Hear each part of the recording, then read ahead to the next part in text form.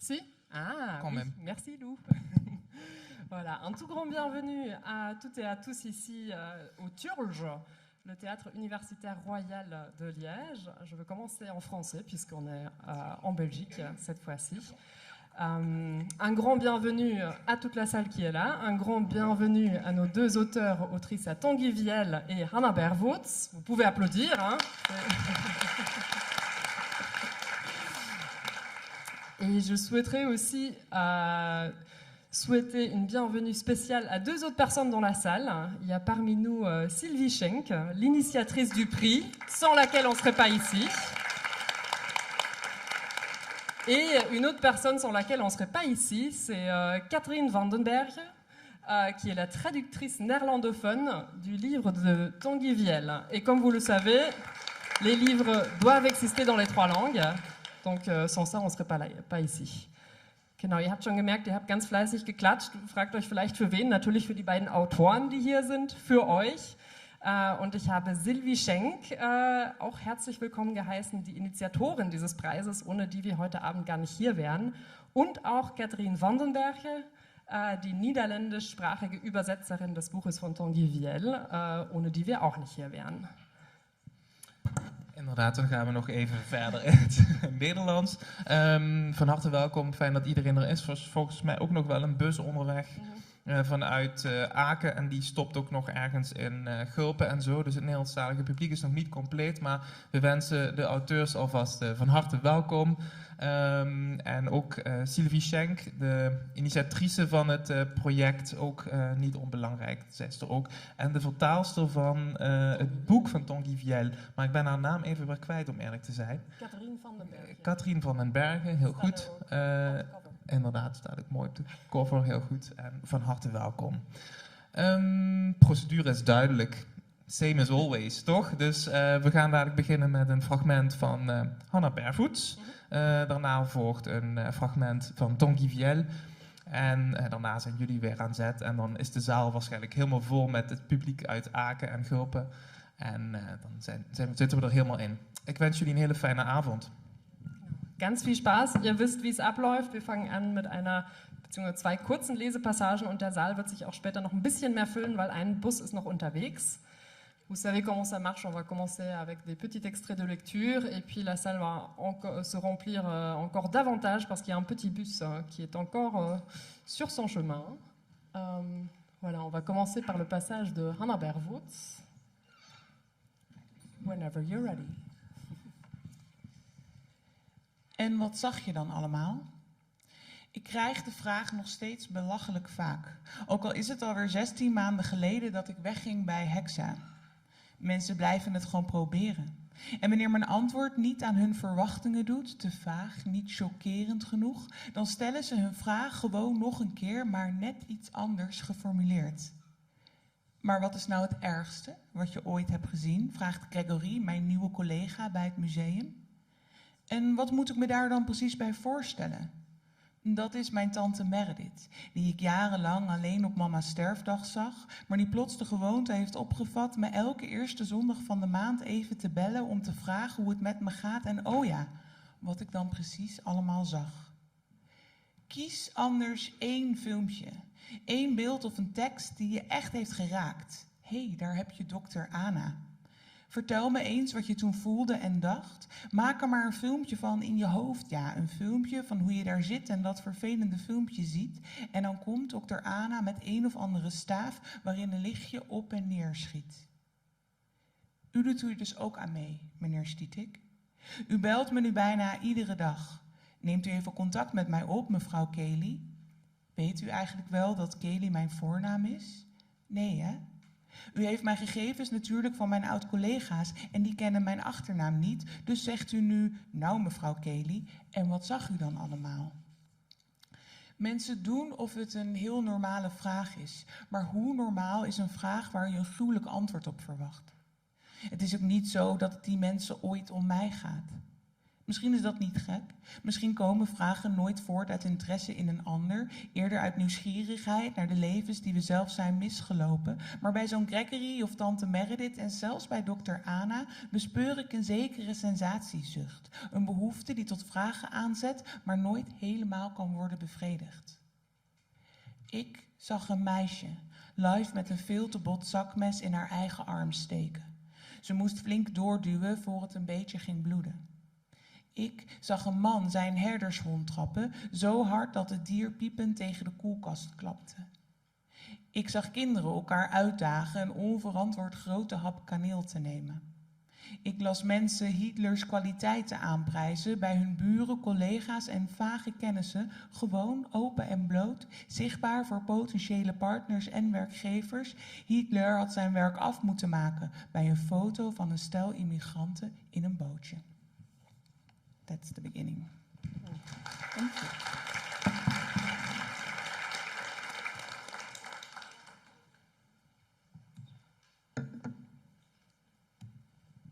Et on va passer au deuxième livre.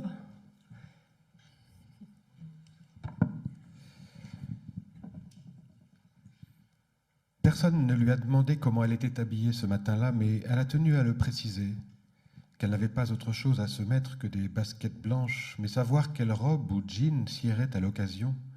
Idem du rouge brillant qui couvrirait ses lèvres, elle y pensait depuis l'aube.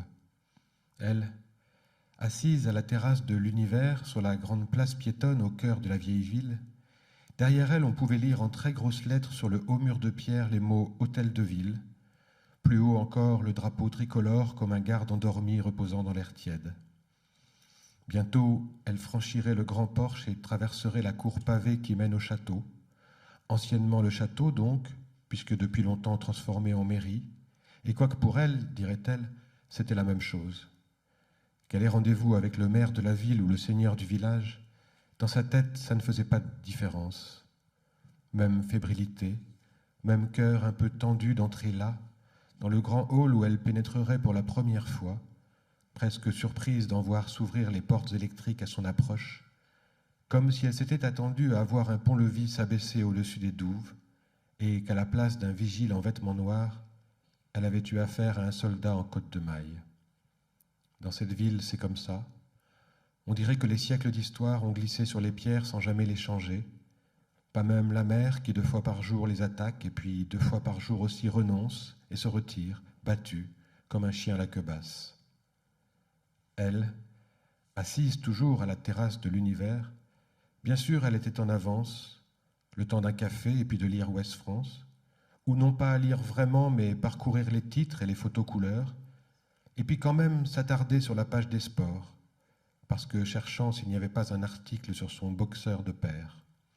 Lui qui, du haut de ses 40 ans, venait de remporter son 35e combat et dont la presse locale ne cessait de célébrer la longévité, pour ne pas dire, plus encore, la renaissance.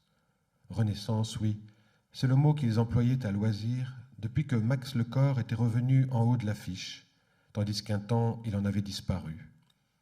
Alors, elle aura souri sans doute en regardant l'énième photo de lui, les bras levés sur un ring, le gros titre au-dessus qui se projetait vers l'avenir, disant « Marchera-t-il encore sur l'eau ?» Puis, regardant l'heure sur son téléphone, elle a refermé le journal, posé 2 € dans la coupelle devant elle et s'est levée. Dans la grande vitre du café, elle s'est estimée une dernière fois, certaine, dira-t-elle plus tard, qu'elle avait fait le bon choix. Cette veste en cuir noir qui laissait voir ses hanches, dessous la robe en laine un peu ajustée, le vent à peine qui en effleurait la maille quand elle tirait dessus. « Oui, a-t-elle dit au policier, ça peut vous surprendre, mais je me suis dit que j'avais fait le bon choix. Ça et les baskets blanches qu'on a toutes à 20 ans, de sorte qu'on n'aurait pas pu deviner si j'étais étudiante ou infirmière ou je ne sais pas, la fille qu'on appelle. » « La fille qu'on appelle ?» a demandé l'un d'eux. « Oui, ce n'est pas comme ça qu'on dit, call girl ?»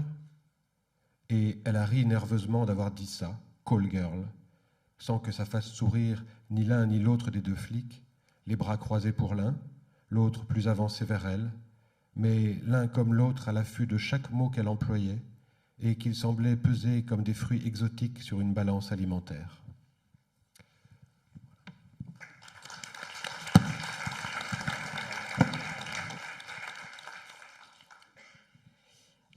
Du coup, je pense qu'on pourra aussi, même si on aime bien ce fond d'écran, on pourra aussi couper le projo pour vous voir mieux.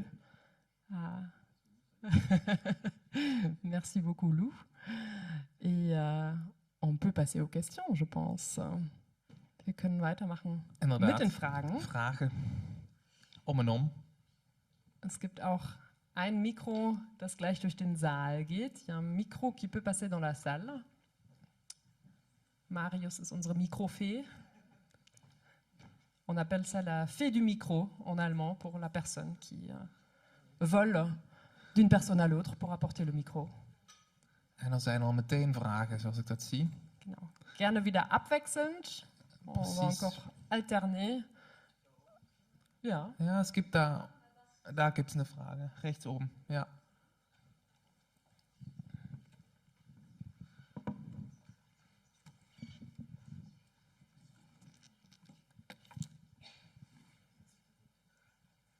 Bonjour, bonsoir. Bonsoir. C'est une question pour Tanguy Viel. Est-ce que vous êtes inspiré d'un vrai homme politique ou d'une vraie histoire pour écrire l'histoire du maire qui est devenu ministre après? Das ist eine Frage an Tanguy Viel. Haben Sie einen genauen Politiker vor Augen gehabt, als Sie sich für für dieses Buch inspiriert haben? Voor de microfoon werkt. Een vraag voor Tanguy Viel. Heeft u als inspiratie voor het boek, had u daar een precieze politicus en gedachte? Hoe ging dat precies, de inspiratie daarvoor? Oui. J'aurais jamais pensé qu'un jour j'utiliserais un fait divers pour écrire un livre, mais surtout que le livre est presque né de la lecture d'un article d'investigation, un article un peu d'enquête autour de celui qui est encore aujourd'hui notre ministre de l'Intérieur en France, et dont l'histoire ressemble en partie. Alors, j'en ai très peu parlé quand le livre est sorti, parce que je ne voulais pas comment dirais-je, qu'il soit rabattu sur le fait divers, enfin que le fait divers vienne empêcher le livre en tant que roman d'exister, et aussi parce que j'ai pris beaucoup de liberté avec les faits, et j'ai aussi synthétisé d'autres faits divers, parce que même si l'histoire du maire et de la jeune fille ressemble fort à ce qui s'est passé avec notre ministre quand il était maire d'une petite ville du nord de la France, mais j'ai aussi beaucoup étayé avec d'autres épisodes tout aussi célèbres de la vie politique française, et par ailleurs j'ai aussi ajouté des vrais éléments de fiction. Donc assez vite, j'ai moi-même oublié que j'étais parti d'un fait divers, et j'ai eu l'impression de travailler avec des personnages purement fictifs. Mais ça me revient beaucoup plus avec le temps. Genre, le rapport au réel est plus fort presque aujourd'hui qu'au début. Bienvenue. Herzlich willkommen. Es ist gerade erst die erste Frage, also ihr habt noch nicht viel verpasst. C'est la première question, vous n'avez pas raté grand-chose.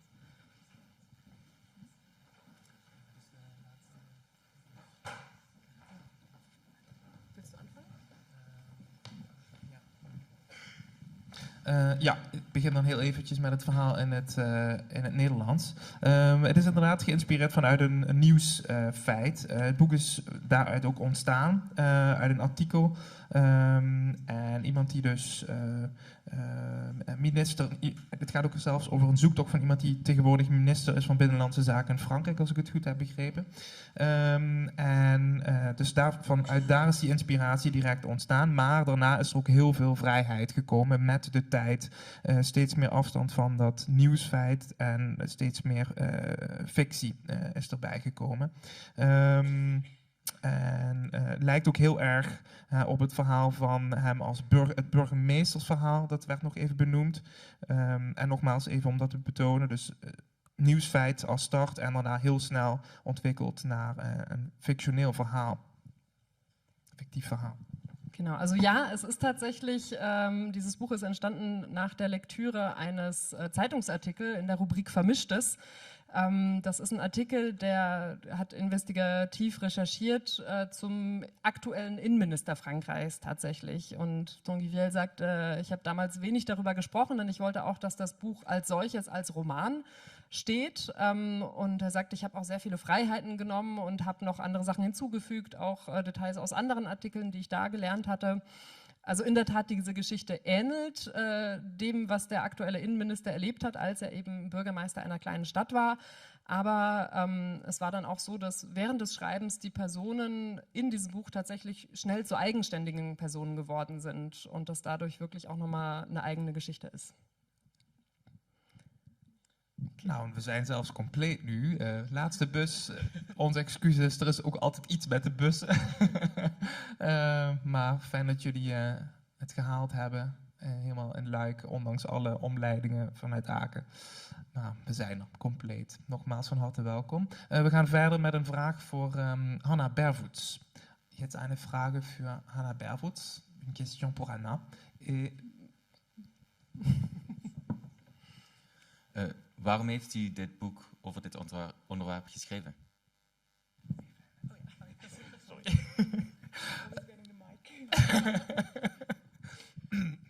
Sterrenattitude, inderdaad. Nou, dus,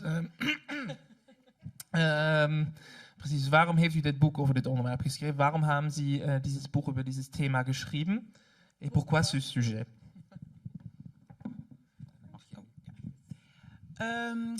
Ja, ik denk dat het 2018 was toen ik voor het eerst over het onderwerp content moderators las überhaupt. Dat was een artikel in de Volkskrant over een Nederlandse content moderator die in Berlijn voor een soort callcentrum-achtig bedrijf ging werken dat weer was ingehuurd door Facebook. En in Berlijn zat eigenlijk alle moderatie voor heel Europa. Dus bij dat callcenter-achtige bedrijf, dat dus eigenlijk voor Facebook werkte, zaten Italianen, er zaten Spanjaarden, er zaten Grieken. En er zat dus één Nederlander om alle content, dus alle racistische drek en alle filmpjes en alles, alle posts te controleren als Nederlander.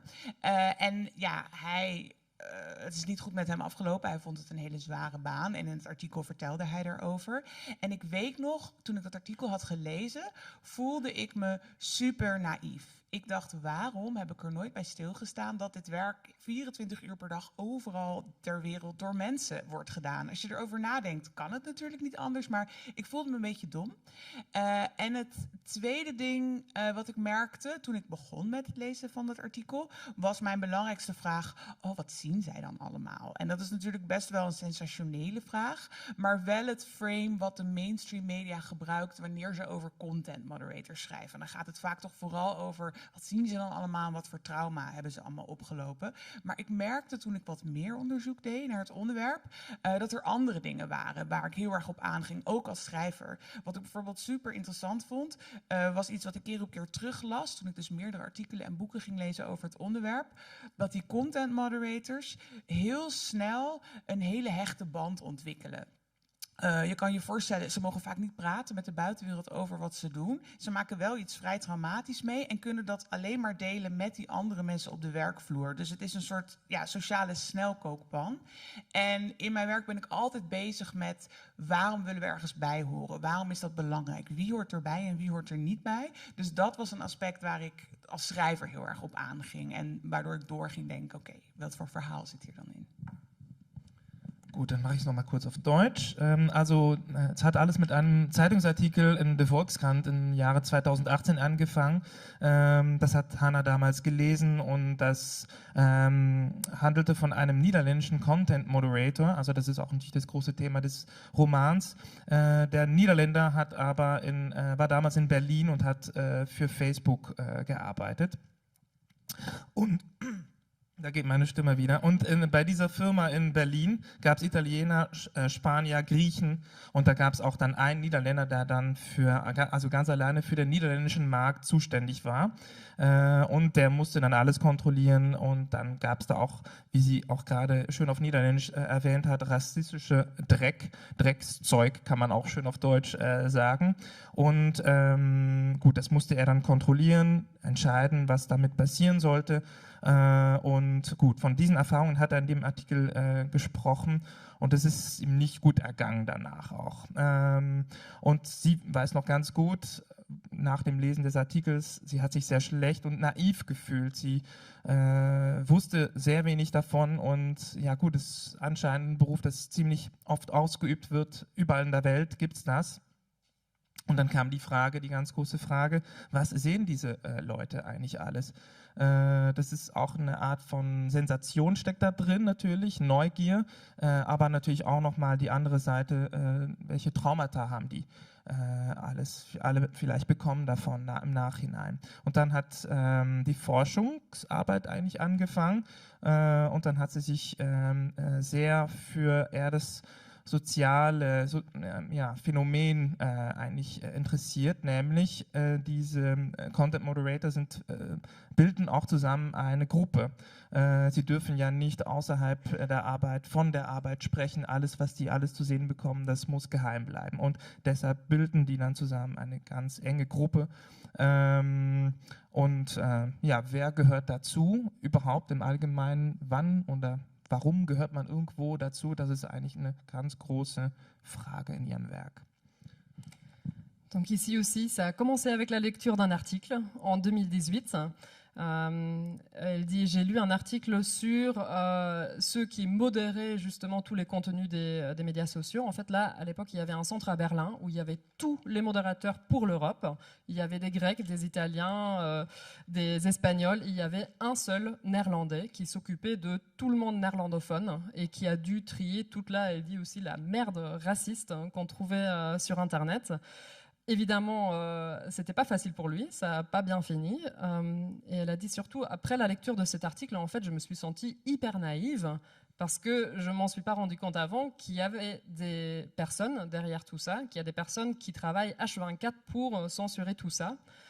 Donc il y avait ce sentiment de naïveté par rapport à toute cette machinerie qu'il y a derrière ça. Et il y avait aussi surtout la question qui se trouvait aussi dans différents articles. Qu'est-ce que tu as vu? Qu'est-ce qu'on voit quand on travaille dans ce domaine? C'est aussi un petit peu un sensationnalisme. Enfin, vous voyez ce que je veux dire, même si c'est pas le bon mot.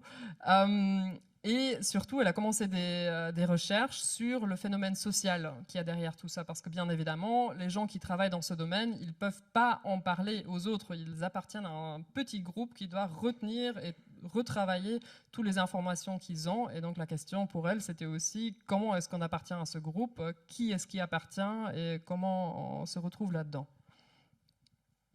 Voilà. Prochaine question pour Tanguy Viel. Gerne einfach. Ah, il y a une question juste là. Bonsoir. C'est vrai que de nos jours, on entend plus en plus les gens qui dénoncent le viol, justement, que ce soit un peu partout dans le monde. Est-ce que le livre, c'était une façon de parler du viol sans réellement utiliser ces mots-là ou d'avoir des scènes réellement de viols qui sont explicites dans le livre, en fait? Ou est-ce que c'était plutôt parler du monde politique français et en même temps parler de cette histoire-là? Est-ce que le viol a une place importante dans le livre, ou le consentement du moins?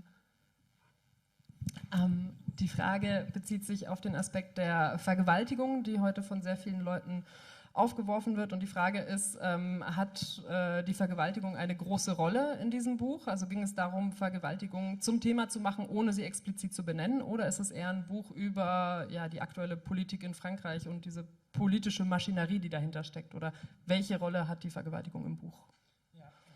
Dus welke rol heeft verkrachting in het boek? Dat is meer de algemene vraag. Tegelijkertijd werd ook gevraagd dat er vandaag de dag ook heel veel over verkrachting gesproken wordt. Het woord wordt al snel genoemd.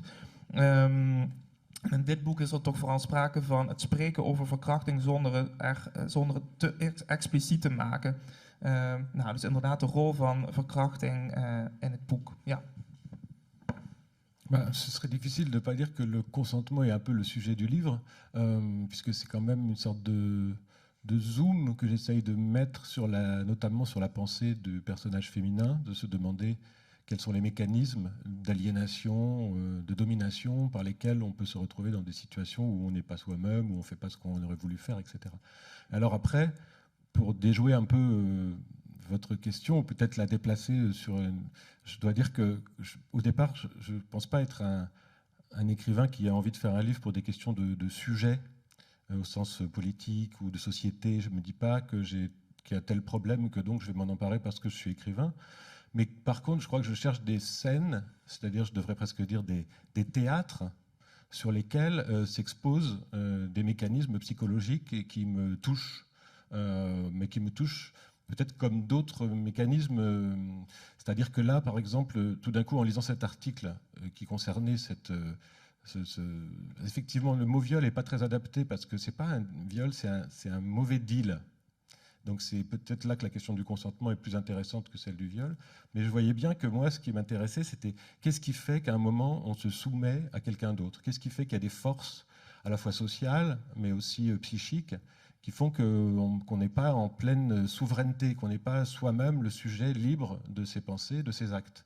Et au fond, j'ai l'impression d'avoir déjà travaillé ça dans d'autres romans, mais quelquefois, ça prenait, encore une fois, d'autres théâtres, c'est-à-dire ça pouvait être celui plus de la différence de classe sociale, par exemple, entre un pauvre et un riche, ou entre un escroc et quelqu'un qui se fait avoir. Et tout d'un coup, cette même obsession que j'ai de la domination, qui est peut-être juste mon problème à moi, en fait, a trouvé une sorte d'écho et de ce mot qu'on emploie beaucoup aujourd'hui, mais d'empathie, finalement, dans cette figure de jeune femme, qui est évidemment pas moi, au sens où moi je suis plutôt, on pourrait dire, voilà, je suis l'homme blanc de 50 ans, je ne suis pas la jeune femme de 20 ans, mais dans ma structure très enfantine d'écrivain, ce que j'ai retrouvé, c'est cette façon d'être justement comme un enfant face à un adulte. Donc c'est là où, pour moi, ce qui m'intéressait, c'était qu'est-ce que c'était que toutes ces zones de fragilité intérieure, dans lesquelles vient se glisser le mal, ou en tout cas et le mal dans toutes les acceptions du terme, et donc profiter au fond de ces endroits qui peuvent des endroits où on ne sait pas encore qui on est, des endroits où on est trop jeune, des endroits où on est simplement faible parce qu'on n'est pas armé, soit intellectuellement, soit socialement.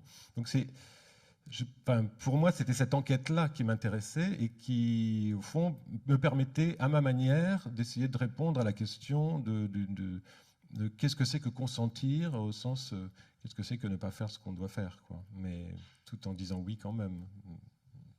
C'est une sorte d'énigme à laquelle je n'ai pas l'impression de répondre, mais que le livre essaye de poser comme problème, avant d'être une thèse ou un message pour lequel il me semble qu'il y a des gens qui sont beaucoup plus forts que moi pour le faire, des gens qui militent, des gens qui ont un vécu, une expérience qui leur permet aussi de pouvoir dire « moi j'ai vécu ça ». Moi, ce n'est pas mon problème numéro un. Le problème, c'est de faire un livre qui essaye de mettre en scène des questions, en fait, même si la réponse penche d'un certain côté.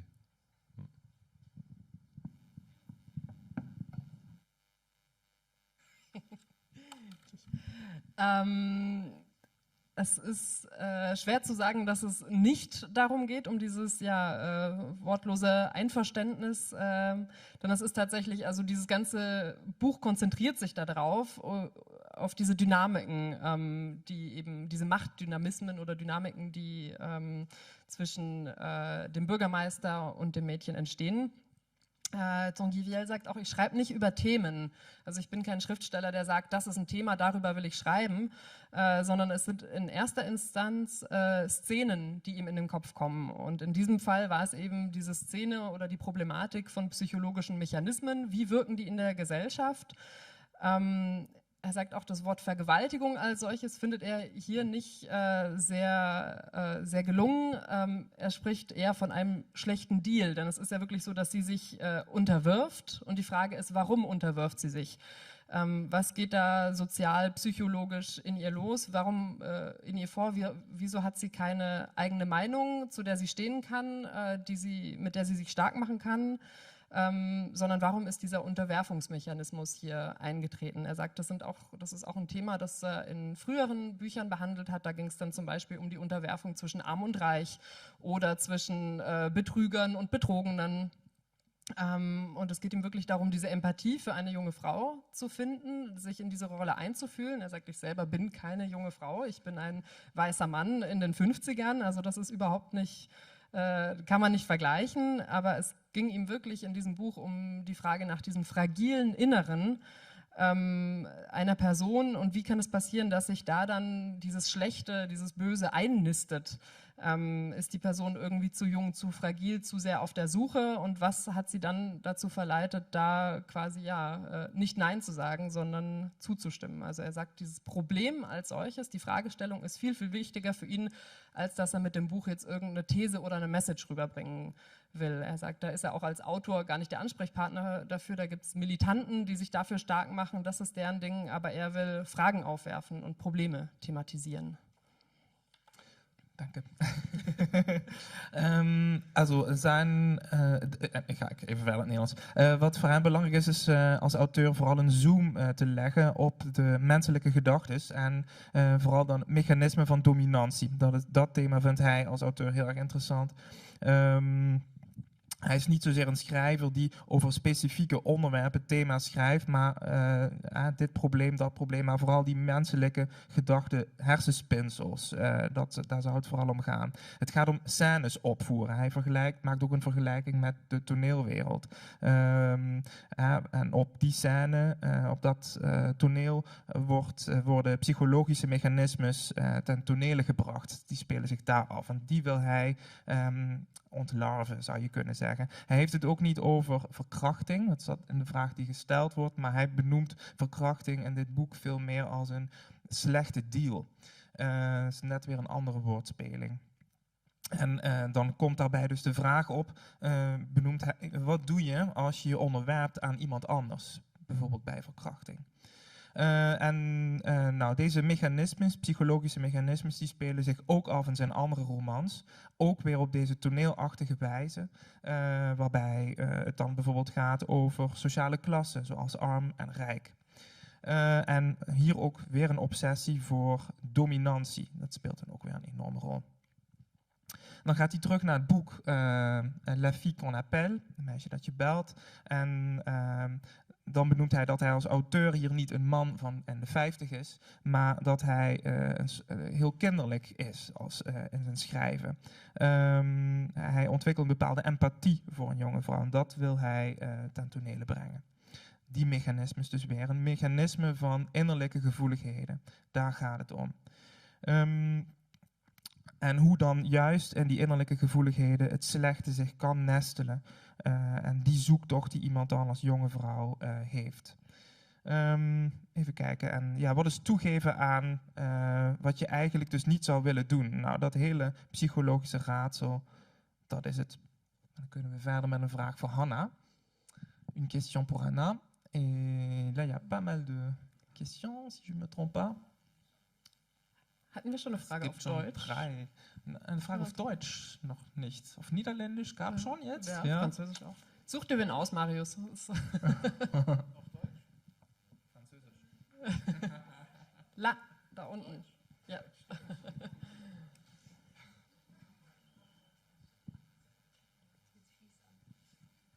Also meine Frage ist, was die Beziehung mit Siegfried für sie, also die Hauptcharakterin, darstellt in dem Buch. Also was die Beziehung für eine Stellung für sie im Buch darstellt, ja, nimmt. Qu'est-ce que la relation avec Sigrid symbolise pour la protagoniste dans le livre? Ja, dus wat betekent de relatie met Sigrid in het boek? Wat staat het voor? Ja,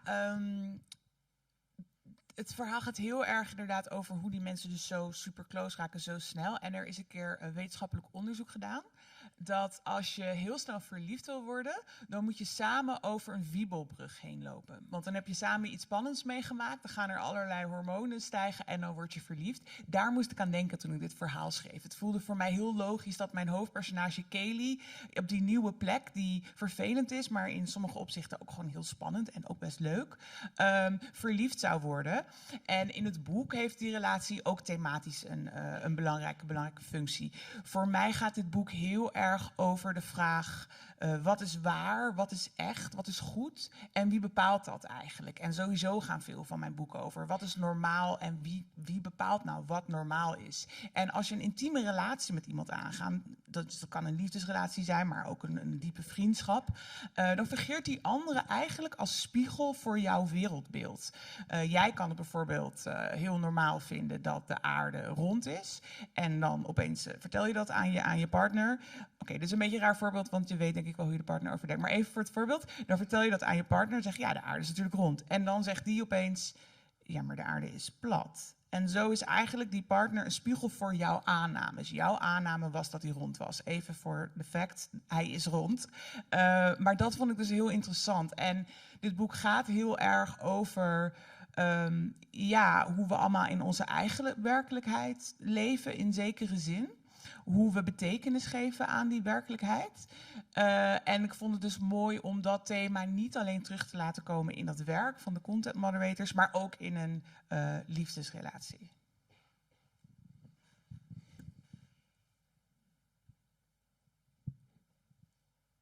Ja. Also dann, die Hannah hat da erzählt, also sie hat da nicht nur den Volkskrant-Artikel gelesen, sondern auch Forschungsartikel über Beziehungen. Und also sie macht einen Vergleich mit, also wenn Leute sich kennenlernen, das funktioniert fast so wie eine Art von Wackelbrücke, habe ich da jetzt notiert. Also so eine Brücke, worauf man sich dann zusammen begibt und mal schauen, wie es sich dann entwickelt, wackelt's nicht. Also so die Phase des Entdeckens in einer Beziehung. Gut, und Kaylee hat ja bei der Arbeit als Content-Moderatorin hat sich ja verliebt und genau, und diese Beziehung hat auch für Hannah in dem Buch jetzt auch spielt auch eine wichtige thematische Rolle, hat eine Funktion. Und dann geht der Zoom jetzt mal ganz hoch von Hannah, dann sagt sie auch, also ihr Buch, also nicht nur dieses Buch, sondern alle Bücher handeln eigentlich von dem Thema, was ist normal, was ist gut, was ist falsch und wer bestimmt, was gut oder falsch ist. Und das kommt genau auch dann wieder in Beziehungen ganz klar zurück. Eine Beziehung funktioniert fast wie ein Spiegel, also der andere, man sieht sich gut und entdeckt sich dann auch wieder.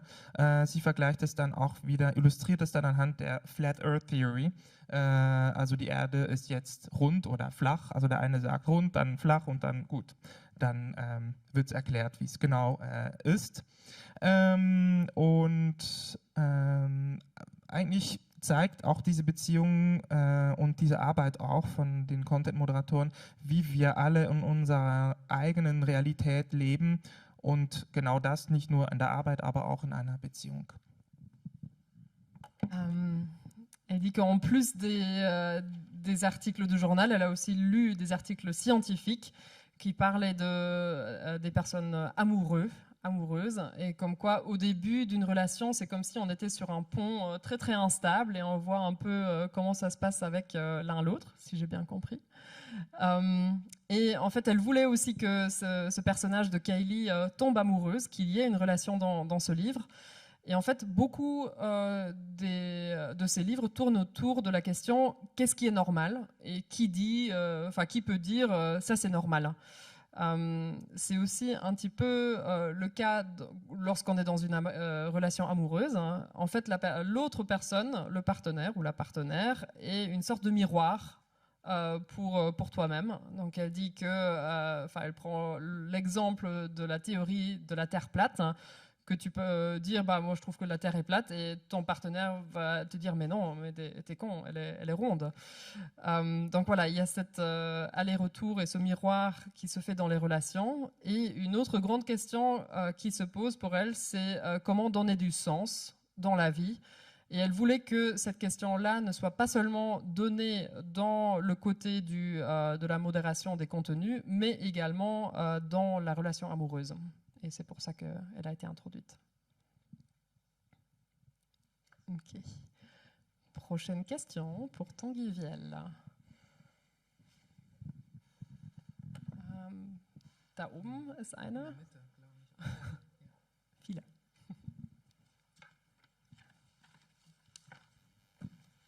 Bonsoir. Comment avez-vous trouvé le titre de votre roman? Ou sinon, est-ce que vous l'avez trouvé rapidement ou est-ce que c'était évident? Wie haben Sie den Titel Ihres Romans gefunden und haben Sie den schnell gefunden? War das sofort offensichtlich? Ja, hoe ben je op de titel voor het boek gekomen? Snel, ging het gemakkelijk? Was het van het begin af aan duidelijk?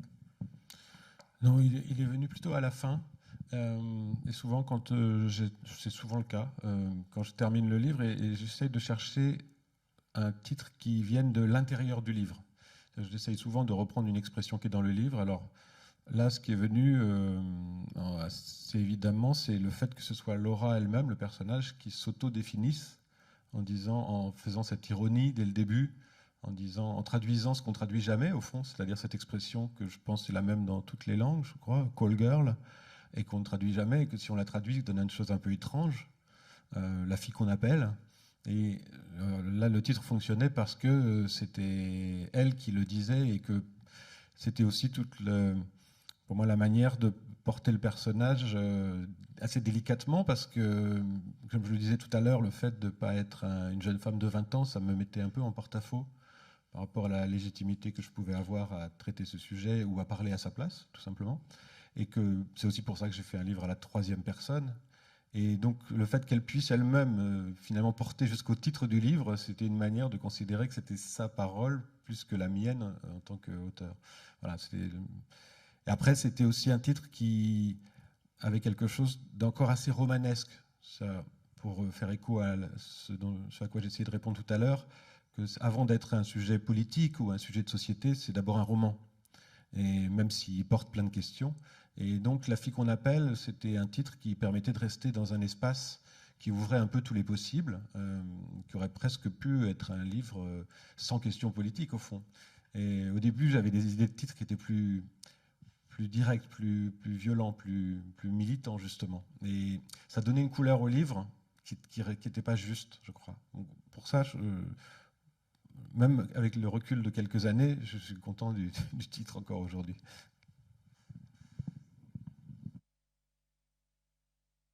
Der Titel kam tatsächlich erst am Ende. Er sagt, das ist häufig so. Und er kam aus dem Inneren des Buches raus. Also er sagt, ich arbeite hier häufig mit Zitaten oder Textstellen, die sich im Buch selber finden. Und hier ist es ja so, dass Laura sich selber so bezeichnet, als La fille qu'on appelle, als das Mädchen, das man ruft. Und was auch insofern interessant ist, als dass dieses Wort Call Girl, was ja in allen Sprachen existiert, nie wirklich übersetzt wird. Und daher hatte es was Interessantes und er sagt, es funktioniert auch, weil sie selber sich diese Bezeichnung gibt.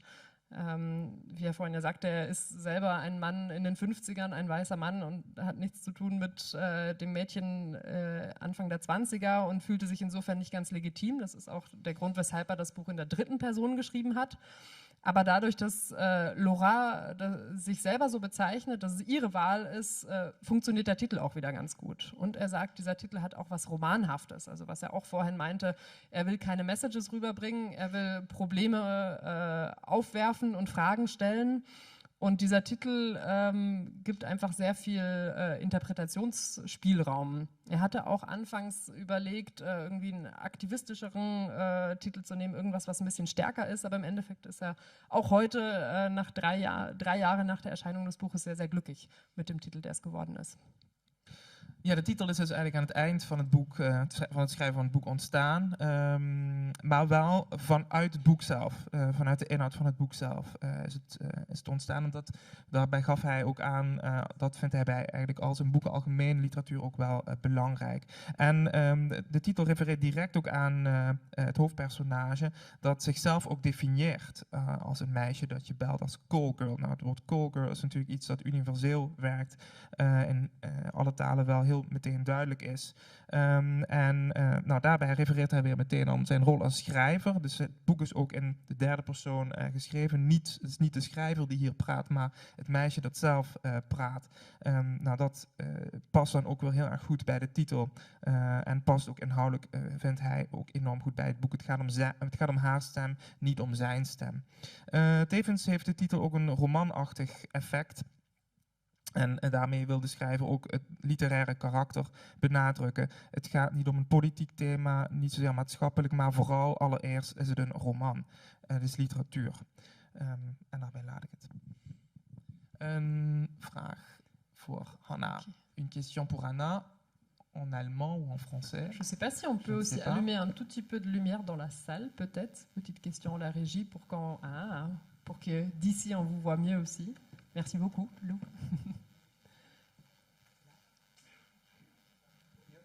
Achso, nee, such du aus. Du hast die Mikromacht. Mijn vraag gaat niet per se over het boek zelf, maar eerder over uw schrijfervaring. Want het is natuurlijk best een heftig boek. Dus ik vroeg me vooral af of er dingen zijn waar u tegenaan liep tijdens het schrijven.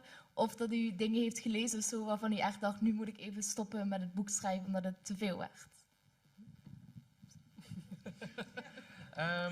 Also die Frage handelt jetzt eigentlich von Ihrer Arbeit als Schriftstellerin, Ihre Erfahrung beim Schreiben. Es war ja ein sehr heftiges Buch thematisch gesehen. Also wie lief das? Musstest du kurz damit aufhören, manchmal eine Pause machen? Wie hast du das erfahren? Voilà, plutôt une question à vous en tant qu'écrivaine que sur le livre en lui-même, parce que ça reste un livre assez dur. Est-ce qu'il y avait des moments où vous vous êtes dit putain, c'est trop lourd, il faut que je fasse une pause et que je prenne du recul? Ja, goede vraag. Kijk, je gaat als schrijver natuurlijk eigenlijk 2 fases door. Dus een researchfase en die schrijffase. En tijdens die researchfase ben je eigenlijk op zoek naar goud. In een hele grote berg beton hoop je op een klein goudklompje. En ik merkte dat er heel weinig directe omschrijvingen waren van wat de content moderators nou precies zagen.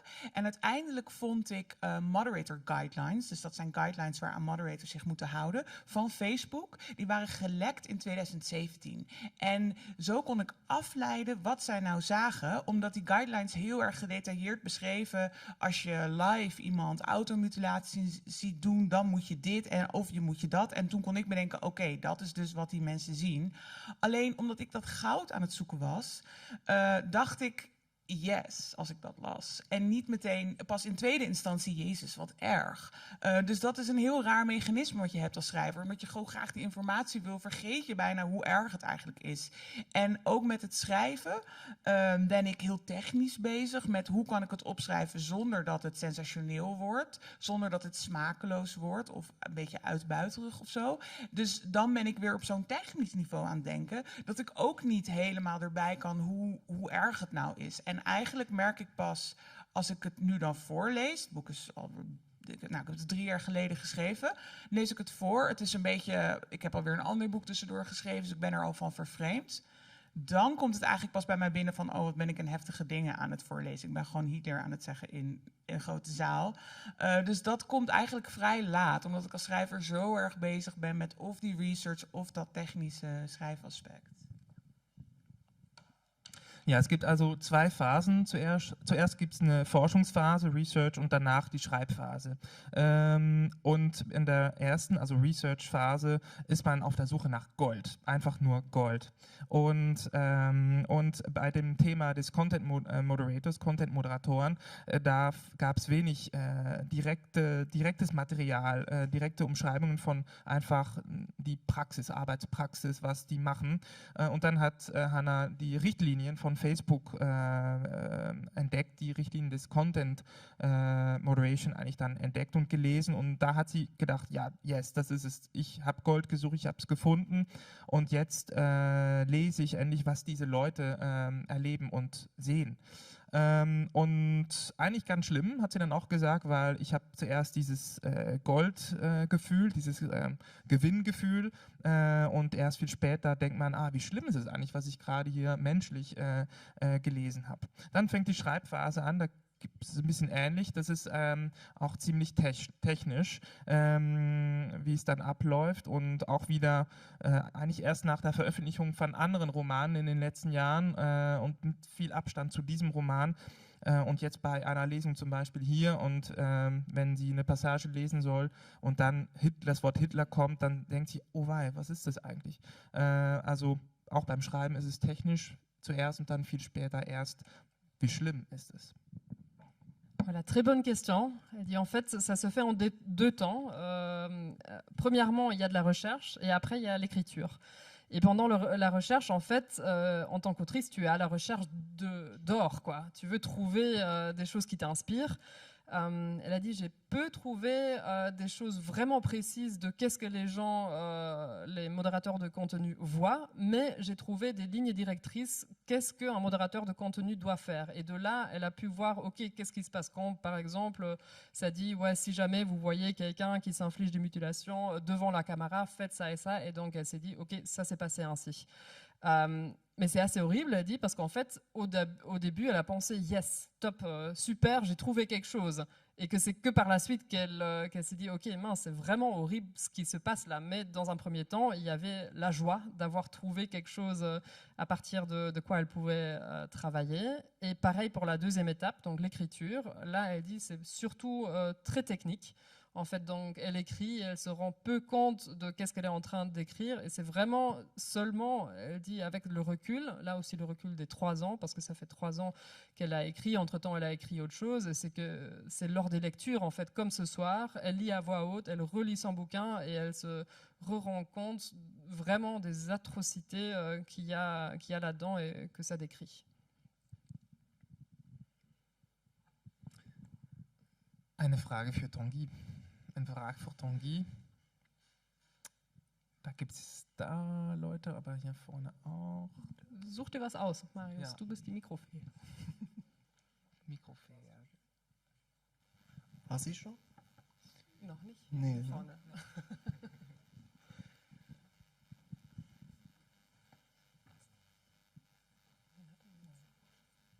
Merci. Danach. Est-ce que vous avez écrit le livre d'un coup ou est-ce que vous avez eu plusieurs blocages ou par exemple vous n'avez pas écrit pendant plusieurs mois? Haben Sie das Buch in einem Rutsch geschrieben oder gab es Schreibblockaden, wo Sie monatelang mal nichts geschrieben haben? Heeft u het boek in 1 keer geschreven of waren er schrijfblokkades? Non, ce livre-là, je l'ai écrit d'un seul bloc quasiment, en 6 mois à peine, un peu moins. C'est peut-être le livre que j'ai écrit, un de ceux que j'ai écrit les plus vite. Bon, il est court aussi, hein, donc c'est une histoire simple. J'avais en plus l'appui du fait divers. Donc une fois que je me suis lancé, je crois que c'était dans l'énergie. J'ai vu tout de suite où allait le livre, vers la scène finale, donc ça s'est fait très très rapidement. J'ai eu des doutes, mais les doutes, ils m'ont coûté peut-être, je sais pas, 15 jours. Les doutes, ça veut dire le moment où c'est le projet lui-même qui est mis en cause. Je me dis, mais pourquoi j'écris ce livre? Est-ce que je veux vraiment écrire? Enfin, le moment où on n'y croit plus, on ne sait pas pourquoi, des sautes d'humeur. Et voilà. Mais pour ce livre-là, je peux dire finalement, c'est des toutes petites sautes d'humeur. J'ai connu bien pire, comme tout le monde. Et là, voilà, c'est vraiment un bloc travail de quelques mois.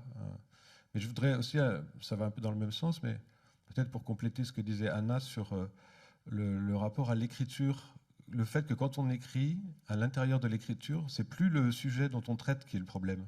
En fait, c'est une matière complètement neutre, qu'on travaille uniquement dans des zones je sais pas, c'est comme si le territoire de la littérature, à ce moment-là, vous déconnectez complètement du sujet que vous traitez. C'est comme un monde à part entière. Et c'est peut-être ça qui explique qu'on peut tenir dans un univers comme ça pendant des mois. Mais c'est ça qui peut expliquer aussi que par moment, si pour une raison ou pour une autre, vous comprenez ce que vous êtes en train de faire, vous risquez aussi de le détruire sur place. Donc il vaut mieux garder cette espèce d'effet, je dirais pas de somnambulisme, mais vous travaillez une matière comme un musicien travaillerait de la musique et vous n'avez plus de connexion directe avec le sens exact de ce que vous écrivez. Juste, vous êtes dans chaque scène avec des images, des matériaux, des couleurs, des émotions et vous travaillez le langage pour essayer de rendre cette complexité-là, en fait.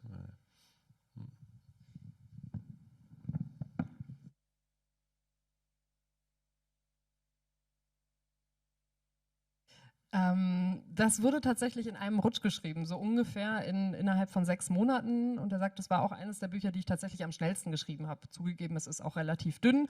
Und ich hatte natürlich diesen Artikel, auf den ich mich basieren konnte. Und auch die finale Szene war relativ am Anfang schon klar. Es gab allerdings auch Zweifel. Es gab so eine Zweifelphase von ungefähr 2 Wochen. Das waren aber keine Zweifel an einem genauen Punkt, sondern eher das Gesamtprojekt, was in Frage gestellt wurde. Oder auch Stimmungsschwankungen. Ja, warum schreibe ich dieses Buch? Was mache ich hier eigentlich gerade? Aber auch da habe ich schon mal Schlimmeres erlebt, sagt er. Er schließt sich auch Hannah an, was das Schreiben angeht, dieses Technische des Schreibens. Er sagt, dass wenn er schreibt, ist es so eine Art neutraler Boden. Dann gibt es wirklich eine krasse Trennung zwischen Literatur und dem Thema, das behandelt wird.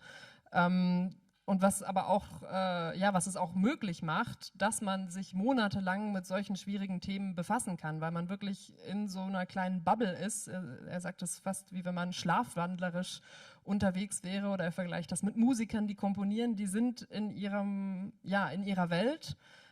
Und es geht wirklich darum, diese Emotionen, Farben, Gerüche, alles Mögliche wirklich darzustellen, dieses Komplexe greifbar zu machen. Und daher ist eben auch da diese Trennung zwischen der Literatur, der Sprache im Buch und diesem schwierigen Thema, das behandelt wird. Und das gilt es eben darzustellen. Ja, hij heeft het in 1 keer geschreven in iets minder dan 6 maanden. Dus ook van alle boeken die hij heeft geschreven, heeft hij dit ook wel het snelst geschreven. Dus het was ook wel heel erg snel. Het is eigenlijk vanuit 2 dingen waarbij hij aangeeft dat het ook heel snel ging. Nou, simpel vanuit het feit dat het vanuit een nieuwsfeit ook is begonnen. Dat is de beginsituatie. Plus de slotscène, die was al vrij duidelijk hoe hij dat wilde doen. Uiteraard heeft hij ook twijfels gehad in het schrijfproces. Die hebben ook 2 weken geduurd, maar die gaan veel meer over überhaupt waarom schrijf ik. En niet zozeer over concreet het boek. Hij heeft wel ergere dingen in zijn leven meegemaakt. Hij wil ook graag nog iets aanvullen bij wat Hannah gezegd heeft en ook het technische aspect dat Hannah heeft benoemd ook nog eens extra benadrukken. Hij geeft inderdaad aan dat als je schrijft, dan is dat een neutraal... literatuur zorgt voor een soort van neutraal terrein. Je bent eigenlijk een soort van deconnected, kun je misschien ook wel zeggen, van het onderwerp waarover je schrijft, hoe erg dat wellicht ook niet is. Maar dat maakt het juist ook wel mogelijk dat je maandenlang je daarmee kunt bezighouden. En dat is het antwoord van Tanguy. Nächste Frage für Hannah Berwutz. Ganz oben. Ja, aber auch ganz vorne. Oder auch ganz vorne, oh, sorry. Bei der nächsten Frage gehen wir ganz vorne. Ja. Gehen wir nach ganz oben. Nächste Frage.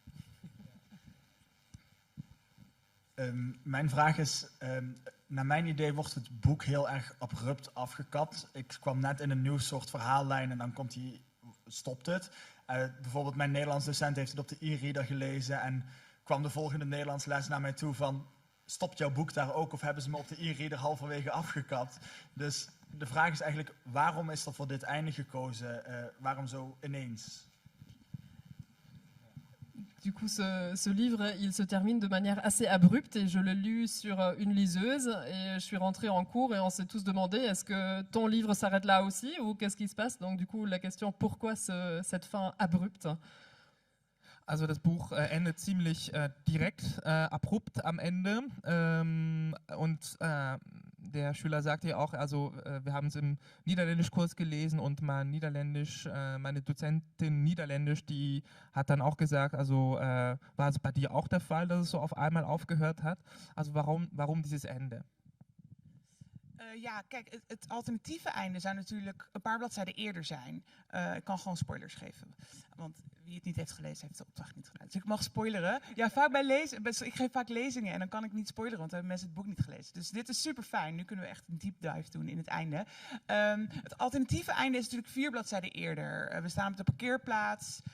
Kaylee beseft dat ze wordt geconfronteerd met het feit dat ze grens over is gegaan en ze loopt weg. En eigenlijk narratief gezien, dus als je kijkt naar het plot, het verhaal, is dan ook alles verteld. Alleen ik merkte dat ik het nog iets met het thema wilde doen. Ik vond het een beetje plat om het boek alleen maar te eindigen met, nou, nu is het verhaal klaar en nu stoppen we ook. Ik wilde nog iets meer doen thematisch. Ik wil nog een extra laag toevoegen. En de betekenis van het einde is voor mij eigenlijk...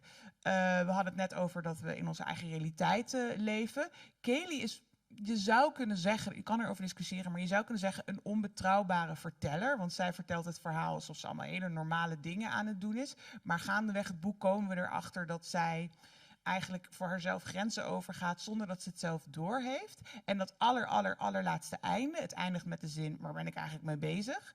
Of zoiets. Dat is eigenlijk pas het moment waarop ze zelf doorheeft, hey, mijn realiteit is niet van die van de gemiddelde mens. In ieder geval niet van de ouders van Nona die nu binnenkomen. Want wat zij op het einde doet is eigenlijk opnieuw iets super grensoverschrijdends. Ze gaat inbreken, weliswaar om Sigrid terug te krijgen. Dus het heeft ook iets liefs. Maar het is super raar, maar zij vindt het niet raar. Zij vindt het heel normaal. Voor haar is dat de norm. Dus daar komen we weer bij het thema, wat is normaal, waarom denken we dat en wie bepaalt dat? En pas helemaal op het einde van het boek ziet zij, wat wij als lezer misschien al eerder hadden gezien, shit, mijn normen zijn zo gaan schuiven dat ze niet meer overeenkomen met de normen van de mensen om mij heen en de bewoners van dit huis. Dus dat is wat ik nog wilde doen met dat einde.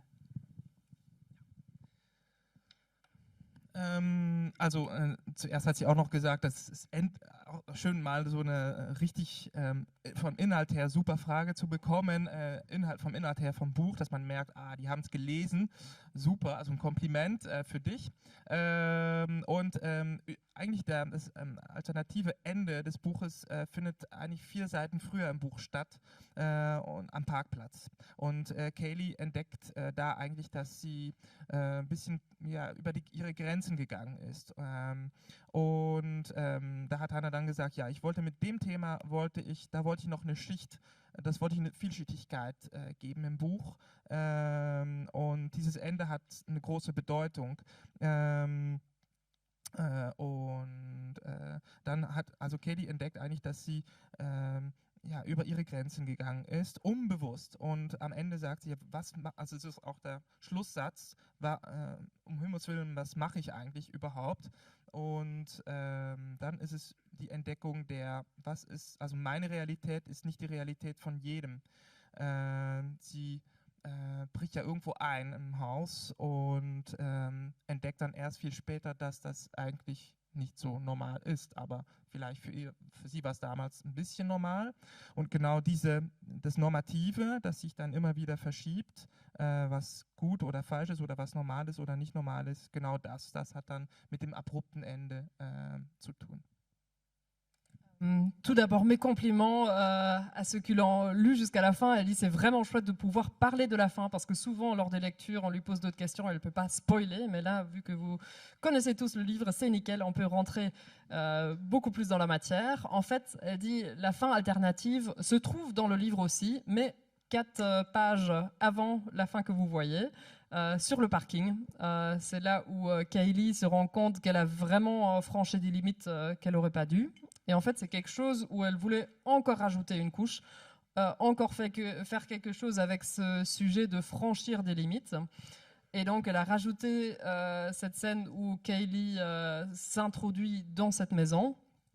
Et en fait, pour elle, c'est tout à fait normal. Et c'est juste par la suite, donc on le voit dans la dernière phrase, « Mon Dieu, qu'est-ce que je fais ici ?» Enfin, vous la connaissez mieux que moi en français, qu'elle se rend compte qu'en fait, c'est pas normal ce qu'elle est en train de faire, pas du tout. Et donc, ça revient encore à la question qu'elle a mentionnée tout à l'heure, qu'est-ce qui est normal, qui dit ce qui est normal, et cet état instable de la normalité en tant que tel, d'où cette fin abrupte qui a été rajoutée par la suite.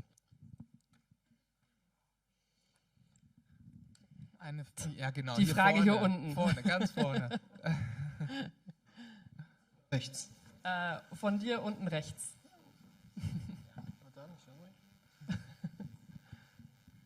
Ja, meine Frage bezieht sich darauf, inwiefern beabsichtigt wurde, dass am Ende des Romans nur Laura Reue spürt und sie dann nicht mal von einem der Polizisten ernst genommen wird. Pourquoi est-ce qu'à la fin du roman, c'est juste Laura qui se sent mal par rapport à tout ça et pourquoi elle n'est pas prise au sérieux par la police? Dus waarom voelt Laura zich aan het eind van de roman alleen maar slecht en niet echt serieus genomen door de politie? Alors bon, il y a une grande tradition française où aller porter plainte, mais je ne pense pas que ce soit très différent en Belgique. Aller porter plainte quand on est une femme pour ces histoires-là, ça a été longtemps très compliqué et souvent pas très pris au sérieux. Donc c'était plutôt d'inspiration réaliste que de traiter la chose comme telle. Mais par ailleurs, moi j'ai essayé de faire des policiers qui ne soient pas non plus une caricature de policiers. Donc à mes yeux, ils l'écoutent. Mais le problème, c'est que ce qu'elle a raconté est très compliqué et pas très clair sur le fait qu'elle a quand même accepté un certain nombre de choses et qu'à chaque point, je reviens un peu à ce que je disais tout à l'heure sur ces mécanismes de psychologie par lesquels on se retrouve à faire des choses qui sont, autant on peut les comprendre je dirais, par bienveillance ou par miséricorde, par attention à l'autre. Mais si on est dans une logique juridique ou policière, au fond, la frontière avec ce qui serait vraiment illégal, elle est complexe à définir. C'est pour ça que le maire s'en sort bien d'ailleurs à la fin, puisque finalement la justice n'est pas capable de traiter cette zone qui est très, très complexe de quelqu'un qui a quand même dit oui, même si elle a dit non intérieurement. Et c'est cette zone-là qui est très compliquée enfin, que le roman pouvait intéresser. Mais du coup, les policiers, ils sont aussi un peu comme la justice, c'est-à-dire ils sont à un endroit où, au fond, peut-être qu'ils pourraient être d'accord avec elle, mais tout ce qu'elle dit joue contre elle, en fait. Donc, c'est pas qu'ils ne la prennent pas au sérieux, c'est qu'ils ne savent pas faire, en fait, avec ça. Et que personne ne sait faire avec ça. Enfin, il me semble qu'il y a ça beaucoup, dans ce que j'ai essayé de mettre en place, en tout cas.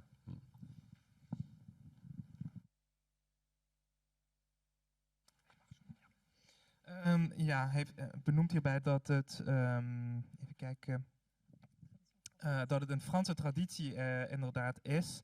En benoemt hierbij ook dat de politie dan wel luistert. Hij maakt hier ook een link tussen politie en justitie. Politie luistert wel naar haar verhaal, maar wat zij vertelt is complex en ook niet meteen direct helder. En dan zitten we ook weer bij dat mechanisme van begrijpen, van elkaar begrijpen. Er komen verschillende gevoelens bij om de hoek kijken, empathisch gezien. Maar we hebben hier ook te maken met justitie. En dan gaat het over wat is legaal. En dat is natuurlijk dan heel moeilijk te definiëren en haar verhaal te bepalen wat dat dan is. Justitie is eigenlijk niet capabel om dat te doen. Ja zeggen, maar nee voelen. Dat soort gesprekken worden dan gevoerd. Dus de justitie is eigenlijk een beetje als de politie wel met haar eens, maar ze kunnen er niet echt mee omgaan. Dat is het Problem. Er sagt, das ist eine Art französische Tradition oder wahrscheinlich in Belgien auch nicht viel anders, dass wenn von jungen Frauen Anzeige erstattet wird, die leider nicht wirklich ernst genommen werden. Also daher, das war nicht die Wahl, das so zu machen, das ist tatsächlich häufig so der Fall.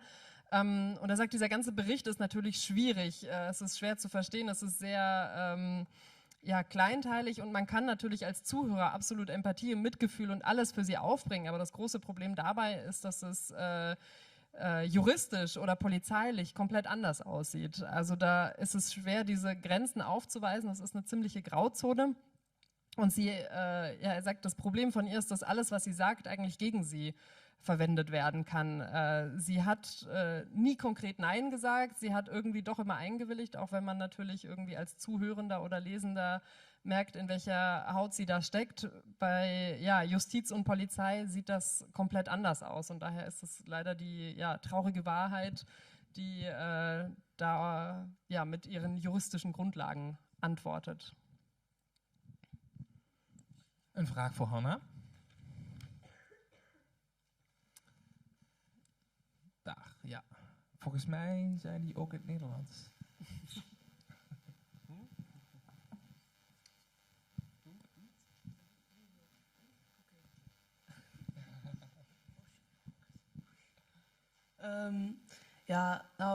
Het beroep van content moderator is best wel heftig en het heeft best wel een impact op mensen. Maar als u nou even nadenkt daarover, voor wat voor soort mens zou dat wel aan kunnen? Denkt u op welk persoon zou dat aanbevelen, zeg maar?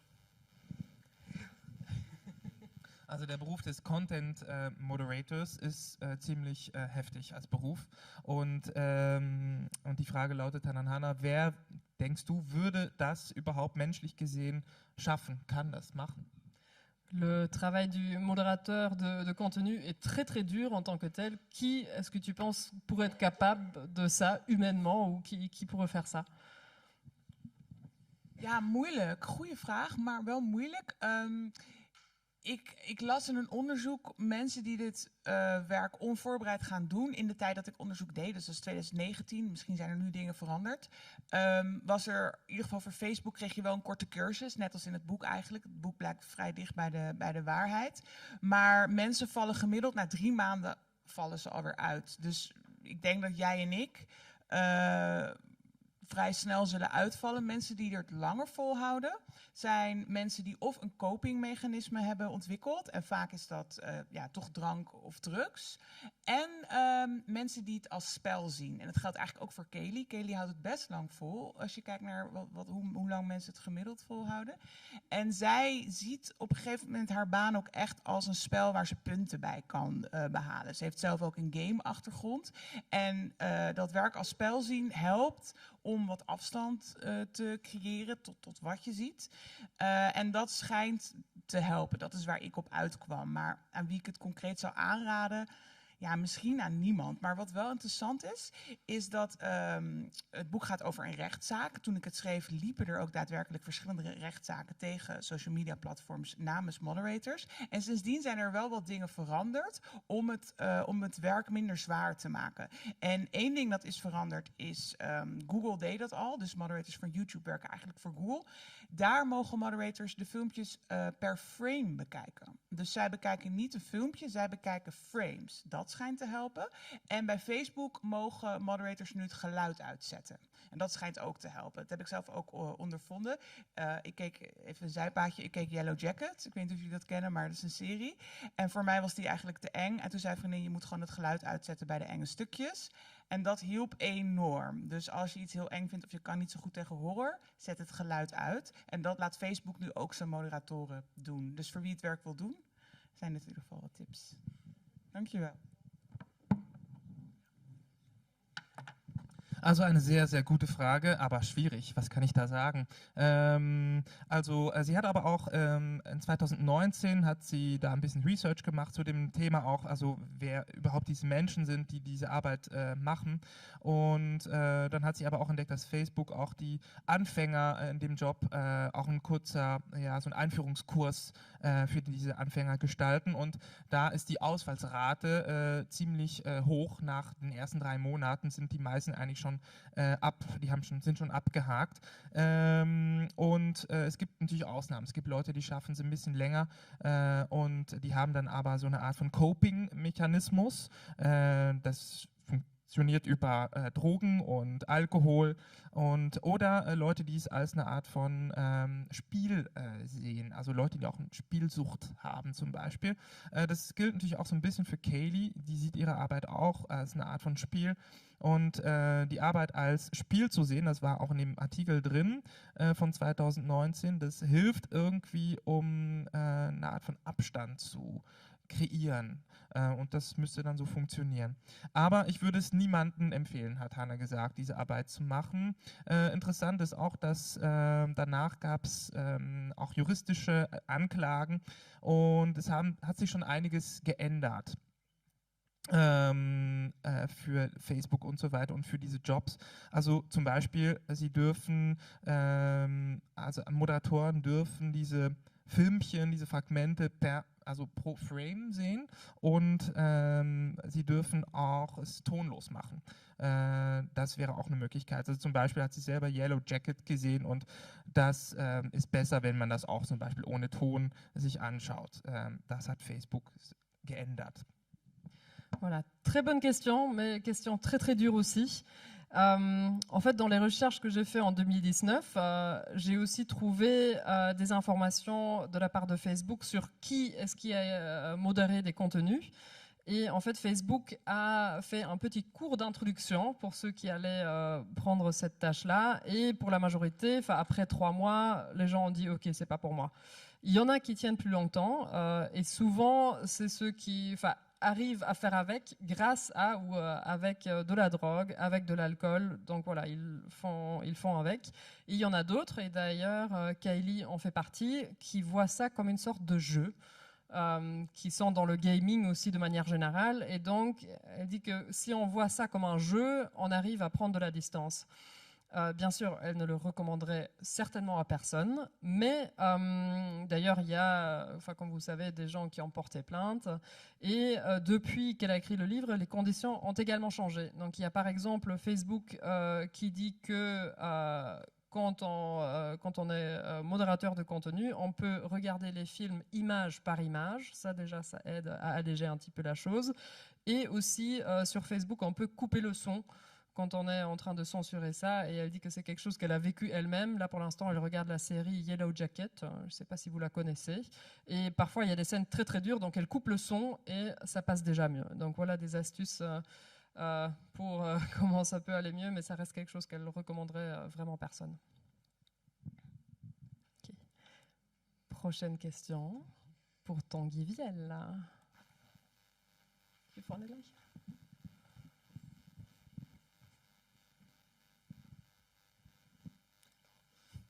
Ja, op het einde van het boek blijkt Max dat hij de burgemeester heeft geslagen. Maar ik vroeg me af, waarom heeft hij voor dat einde gekozen? En had u tijdens het schrijven ook andere gedachten op een ander einde? Of ja, waarom?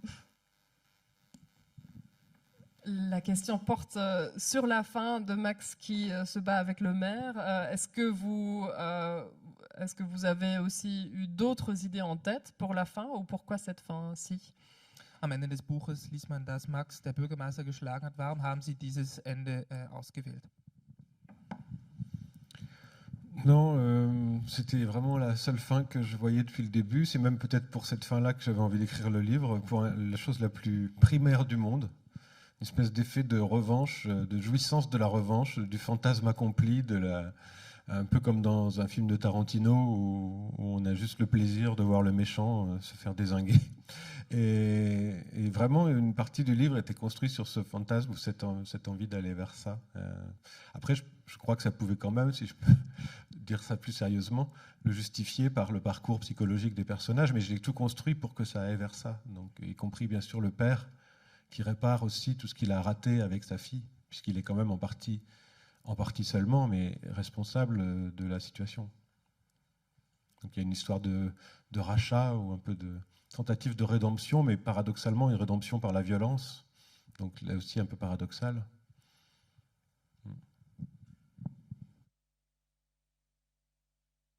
Es war tatsächlich die einzige Szene, die er von Anfang an im Kopf hatte. Er sagte, ich hatte Lust auf diese große Revanche-Szene, die sich da abspielt, so ähnlich wie bei Quentin Tarantino-Filmen, wenn dann irgendwie der Bösewicht am Schluss noch richtig eine draufkriegt.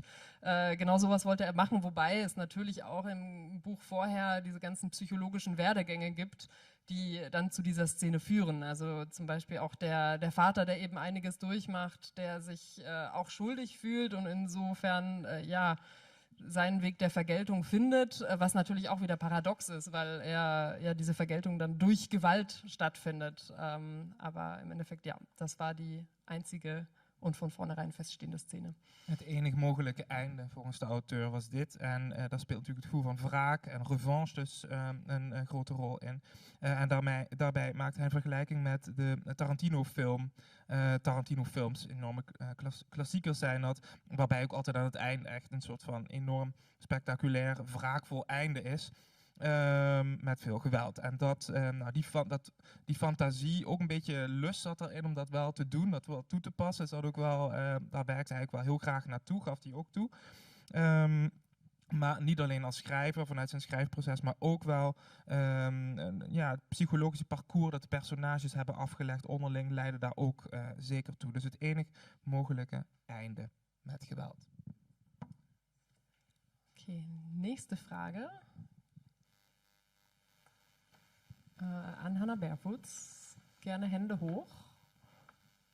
Es gibt auf jeden Fall noch Fragen. Die Niederländer sind gut dran heute. Sehr gut. Das Mikro kommt.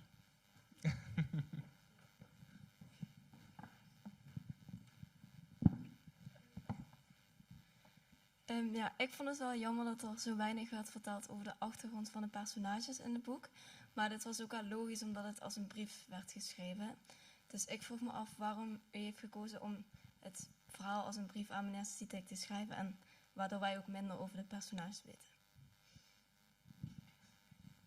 Ja, das Buch ist ja auch als eine Art von Brief geschrieben und deshalb wissen wir ja auch sehr wenig von den Hintergründen der Protagonisten, der Figuren. Das findet sie ein bisschen schade, die Schülerin. Aber warum haben Sie das denn so ausgewählt? On apprend très très peu sur l'histoire même des protagonistes, ce qui est assez évident parce que le livre est écrit sous forme de lettres. Mais donc du coup, pourquoi ce choix de format de lettres et pour donc du coup laisser tomber un peu l'historique des personnages? Ja, bij die keuze komen eigenlijk een paar dingen samen.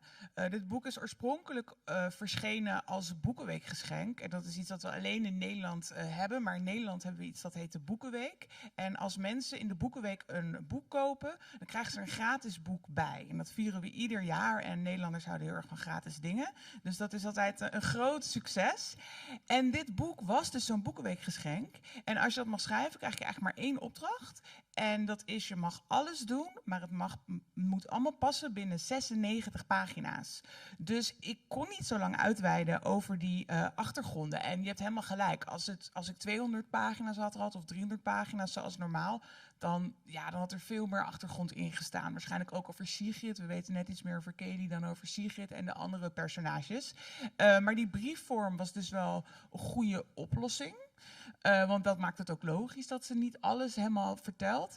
En dat maakt het verhaal ook heel gericht. En voor mij is die brief is ook een soort spanningstool, een spanningsgereedschap. Omdat je eigenlijk meteen een aantal vragen stelt als het boek begint. Waarom schrijft ze hem? En wat is er gebeurd natuurlijk? Dat is wat duidelijker. Maar voor mij is die brief eigenlijk een soort biecht. Wat grappig is, want ze schrijft naar een advocaat. En die doet natuurlijk ook pleidooien in de rechtszaak. Maar voor mij is dit het pleidooi van Kelly. Zij schrijft hem om uit te leggen waarom zij niet meedoet met de rechtszaak. En dat lijkt een gekke keus. Maar uiteindelijk begrijp je als lezer, tenminste dat probeerde ik, waarom zij niet meedoet met die rechtszaak. Dus het was een spanningstoel. Maar het was ook een beetje geboren uit noodzaak, omdat het boek zo kort moest zijn. Also ist gut auch zu wissen, also der Kontext der Ausgabe des Buches ist die Buchwoche. Das ist eigentlich, das findet im Moment, glaube ich, auch in den Niederlanden statt. Also es ist, das Buch ist eigentlich ein Bucheweg-Geschenk, ein Buchwochengeschenk, kann man so sagen. Erscheint dann, also kann man umsonst in der Buchhandlung bekommen, wenn man ein Buch, glaube ich, von 15 Euro übrigens kauft. Und die Niederländer, das sagt Hannah da natürlich, mögen alles, was umsonst ist. Also sie lieben dann also auch Bucheweggeschenke. Aber es gibt da Vorgaben, wenn man als Schriftstellerin oder Schriftsteller ausgewählt wird, ein Bucheweggeschenk zu schreiben. Eine große Aufgabe vor allem, man darf alles machen, aber es muss also man darf nur 96 Seiten schreiben. Also diese Struktur hat's. Also das war dann auch natürlich der Grund, warum sie über diese Hintergründe der Protagonisten, der Figuren nicht so unbedingt sehr viel schreiben konnte. Also man wusste dann noch schon mal etwas mehr von Kelly, aber Sigrid, das hätte sie gerne natürlich erweitern wollen, vor allem wenn es dann mehr Seiten gäbe. Und dann hat sie also technisch gesehen, literarisch gesehen, der Brief als Spannungsmaterial, Figur eingesetzt, weil wenn man das dann liest, sofort von der ersten Seite an, stellt man sich als Leser schon mal einige Fragen, warum schreibt sie das? Und dann entdeckt man natürlich, dass es an einem Anwalt geschrieben wird und so weiter. Und dass sie natürlich auch dann auch erklärt, warum sie es nicht macht, ne? Warum sie dann genau das dann nicht juristisch gesehen macht. Ja, genau. Donc il faut savoir que ce livre est d'abord paru dans le cadre de la Boekenweek, la semaine du livre qui a lieu aux Pays-Bas. En fait, c'est aussi maintenant. Une fois par an, il y a la semaine du livre où on reçoit le cadeau de la semaine du livre. C'est un petit livre qui est écrit exprès pour cette semaine et qu'on reçoit en tant que cadeau quand on achète des livres en librairie pour une valeur de 15-20 euros.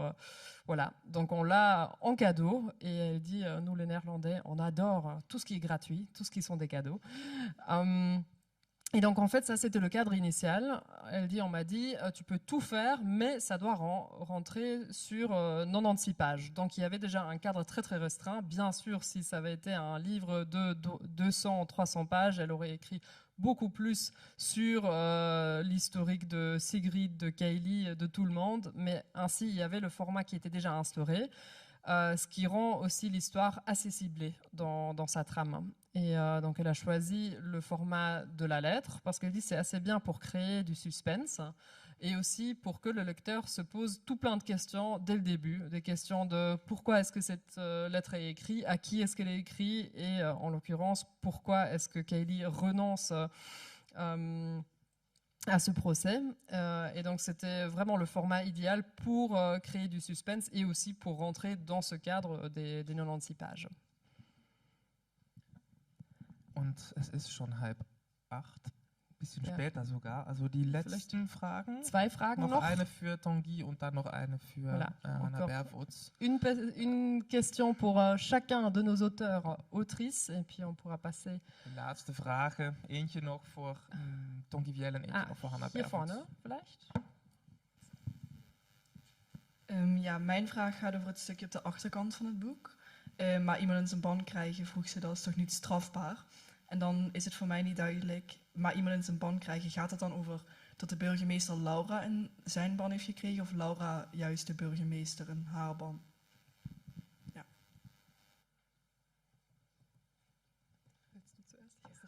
Ja, ik heb het ook niet helemaal begrepen. Het gaat over, je zegt de achterkant van het boek, hè? De omslag. Ja.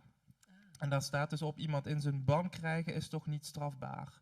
Ja, also es ist eine Frage zum Umschlag des Buches. Also da steht dann jemandem ja, in seinen Bann krijgen.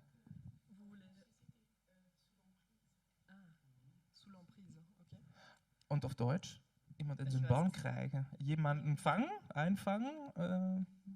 So könnte man das vielleicht am besten übersetzen. Ist doch nicht strafbar. Jemanden, ne? Also ist doch nicht strafbar. Und dann was de vraag dabei?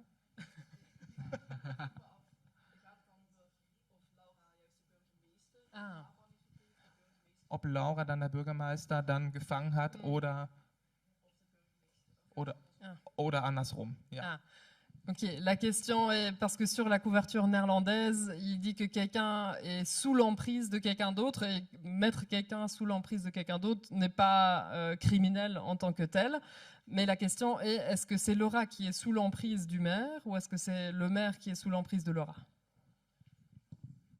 Oui, c'est une bonne question, même si, bon, quand même, si on résume en une phrase, c'est quand même Laura qui est sous l'emprise du maire. Mais considérer que le maire, que j'ai pas tant développé, lui aussi, au fond, en tout cas, lui, il est plutôt sous ce qu'on dirait en français, sous l'empire de ses désirs ou sous l'empire de ses passions. Donc il est sans doute assez fasciné par la beauté de Laura, et peut-être qu'à sa manière, il est un peu amoureux d'elle. Simplement, amoureux ou pas, la situation dans laquelle il est et le petit marché en fait qu'il conclut avec elle, au fond, de lui dire que si tu couches avec moi, je te donne un appartement, n'est pas très honnête. C'est le seul point sur lequel d'ailleurs la justice aurait pu trancher, très clairement. Dans la vraie histoire aussi, puisque dans la vraie histoire, ça se finit comme dans le livre, c'est-à-dire que la plainte est classée sans suite, c'est-à-dire qu'il n'y a pas de procès. Les juges considèrent qu'il n'y a pas de délit en fait. Or, si, il y en a un, puisque si quelqu'un dit « puisque je suis maire, je peux avoir un logement pour toi en échange de services sexuels », ça c'est quand même un délit, donc il y a bien un problème. Donc qui est sous l'emprise de qui, c'est quand même très très clair. Mais c'est vrai que moi ça m'intéressait aussi que Laura soit un personnage qui lui-même puisse être assez magnétique et produire des affects qui troublent, qui nous troublent.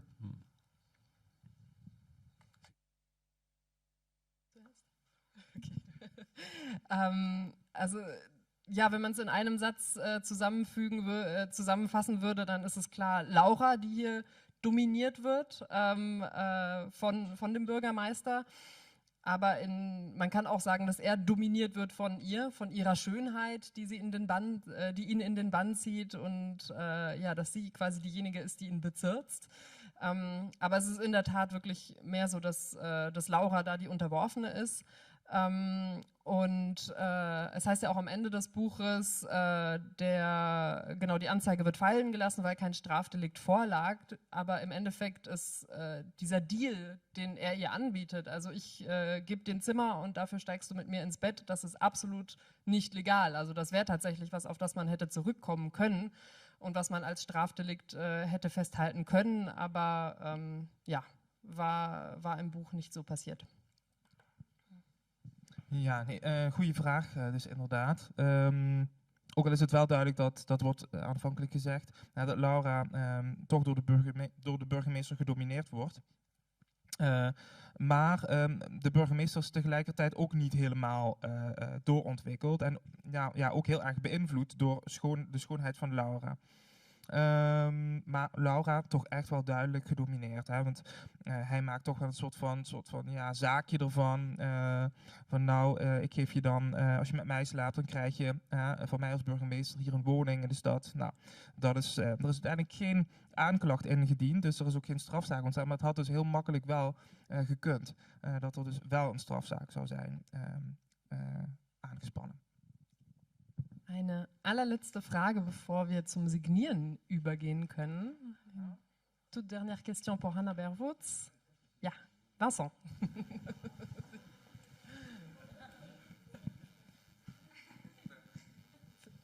Vincent, lève ta main peut-être. Marius, im weißen Hemd. Immer noch. Ja.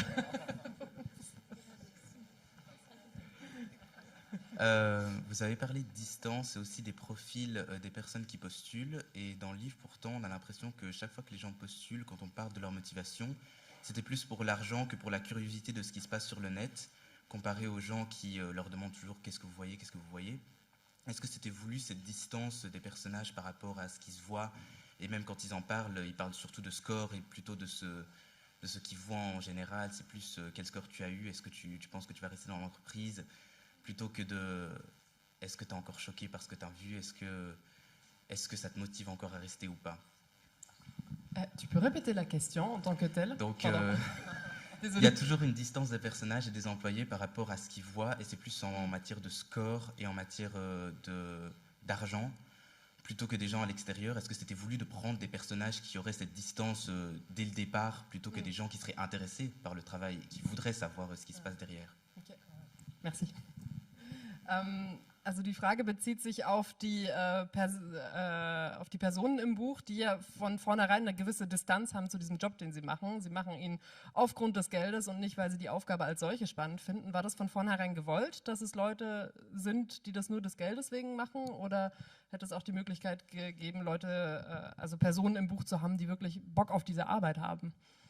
Ja, de vraag gaat dus over de mensen die dus daar werken, die collega's, die content moderators. En die zijn er dus eigenlijk soort van bijna uit, niet uit toeval gekomen kun je zeggen, maar wel met als hoofdreden om er snel geld wellicht mee te verdienen. Is dat een bewuste keuze en zou het niet mogelijk ook zijn geweest als er bijvoorbeeld personages waren die echt bewust hadden gesolliciteerd op dit werk omdat ze het graag zouden willen doen? Die vraag. Ik denk, er was natuurlijk heel weinig ruimte in het boek om echt in die motivaties te duiken. Dus dat is super jammer. Anders waren ze wel, denk ik, nog meer verschillend geweest. Maar ik denk dat er wel kleine verschillen zijn voor personages. Er is bijvoorbeeld één personage die gelooft dat hij carrière gaat maken. Die gelooft dat hij nog een managementpositie gaat verwerven. En daarom maar blijft hangen. Dus die heeft wel degelijk ambities. Ik denk dat je vraag ook daarover gaat. Dat het lijkt alsof ze niet echt ambities hebben. Maar sommigen hebben dat dus wel degelijk. En ik denk ook dat het voor bijna al mijn personages een bewuste keuze is om dat werk te gaan doen. In de zin dat het net iets meer verdient dan de callcenters waar veel van de personages vandaan komt. De personages hebben vaak geen opleiding afgerond. Dus dan ben je snel veroordeeld tot werken voor een callcenter of iets in die categorie. En dit werk, ook in het echt, verdient net iets meer. Dus in die zin is dat ook weer een bewuste keus. En ik ben aan het denken over die vraag, zou niet iemand dat kunnen gaan doen die echt denkt het is leuk? Ik denk niet dat alle personages denken het is niet leuk. Ik denk dat een deel er nog wel ingaat met, nou misschien is het wel leuk. En dan valt het tegen. En anderen valt het misschien ook niet tegen. Bijvoorbeeld Louis zit er al een jaar, die zit er eigenlijk het langst. Ik vermoed dat hij het misschien wel een beetje leuk vindt. Verrast is misschien wel daardoor.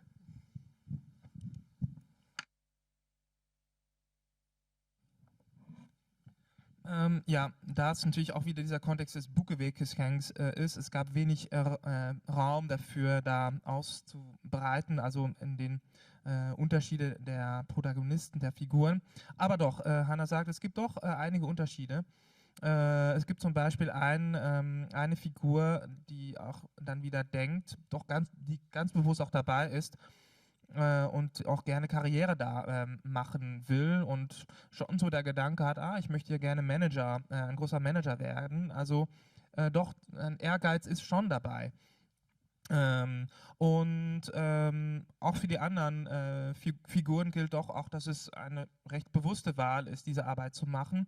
Man verdient gerade so ein bisschen mehr. Man muss auch wissen, es gibt einige Figuren, die haben keine Ausbildung gemacht oder absolviert. Also dann ist man ja fast auch dazu gezwungen, irgendwelche Stellen anzunehmen, eine bestimmte Arbeit zu machen. Und dann verdient diese Arbeit noch nicht mal so schlecht.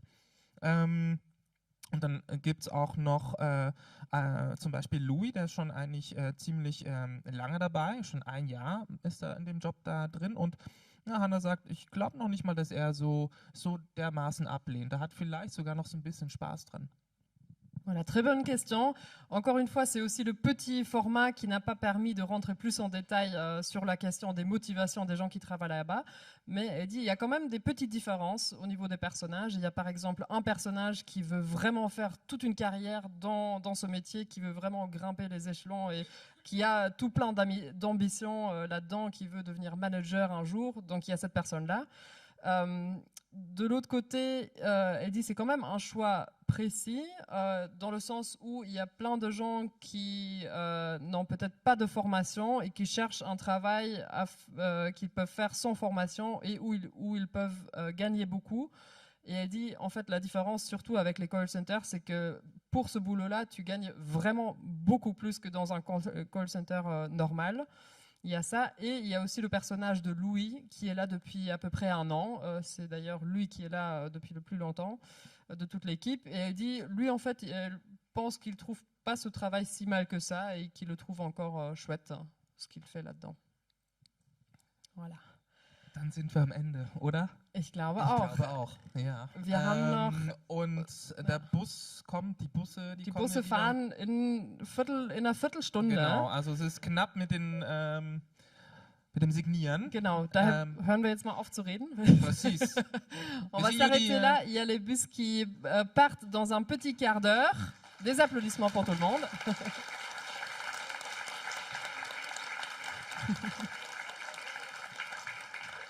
Et peut-être si ceux qui sont ici en voiture ou à pied peuvent laisser la priorité aux autres. Genau, also alle, die selbst mit dem Bus, selbst mit Auto oder